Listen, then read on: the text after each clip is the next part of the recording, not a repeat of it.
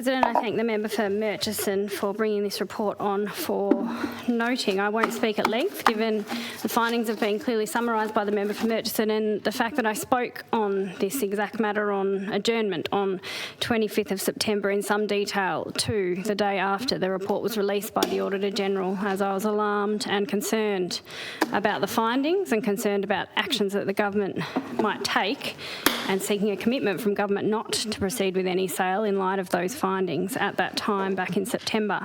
And in fact, Mr President, I first raised concern about this deal in February this year when the government announced, maybe untruthfully, that the land had been sold, the media release said. The deal had been done with all that was left to be done to complete the deal was that the value was to be provided by the Valuer General, and we've heard what the Auditor General's report found about what proceeded from there.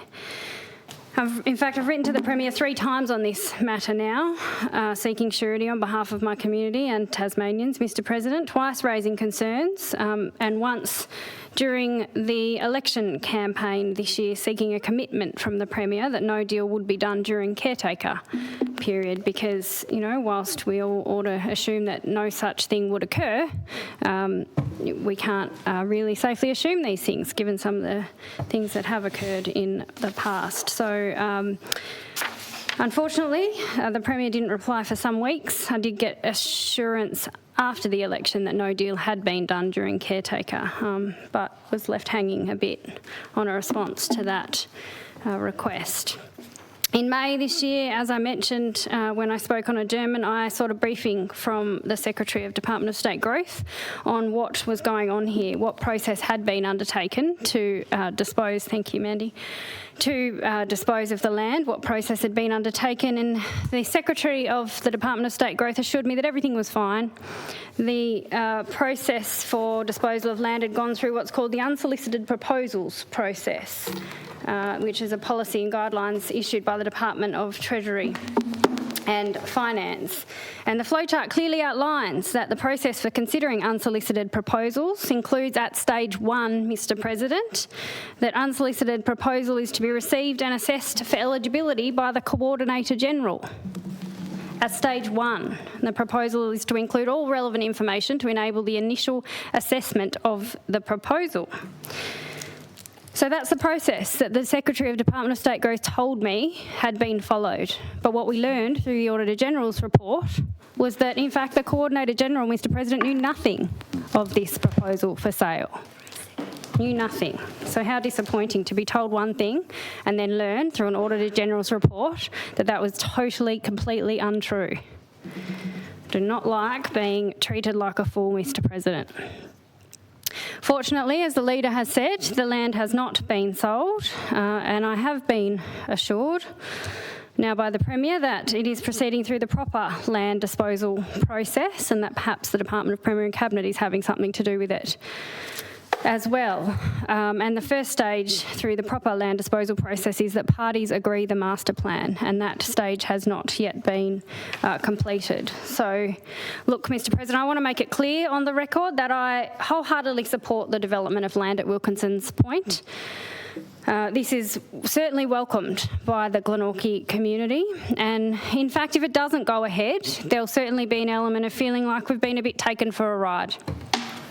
In that LK Group came along and struck a deal with the government to sponsor the Jack Jumpers and invest in upgrades to the Derwent Entertainment Centre, now the MyState Bank Arena, of which the government invested some $76 million in.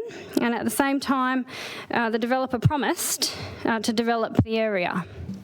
That was the commitment given by the mainland developer LK Group. So the community is quite excited about that.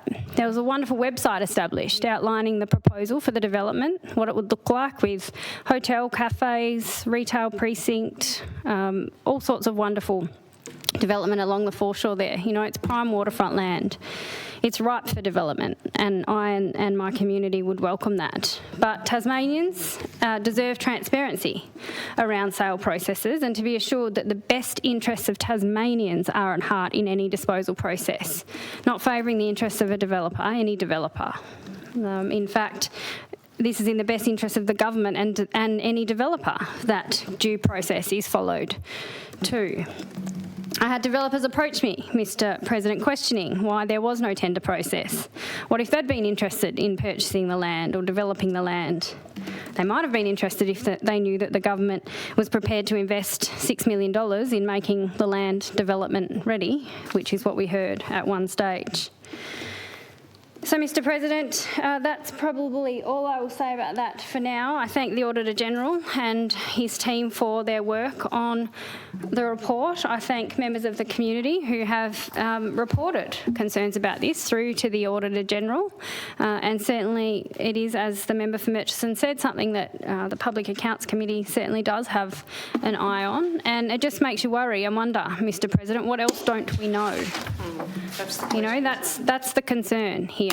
And how do we unearth these things? You know, we've all got areas of interest in this place and the other place, and we rely on community members to call out concerns when they rightly feel them. But we can't be across everything.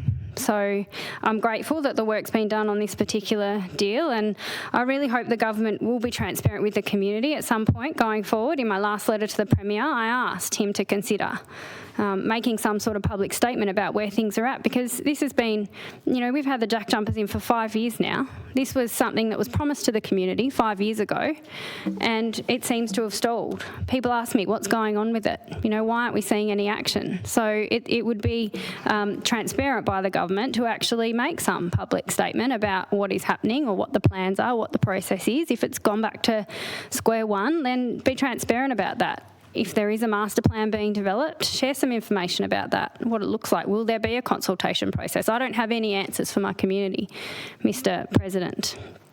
So thank you, Member for Murchison, again, for bringing this for our consideration and noting.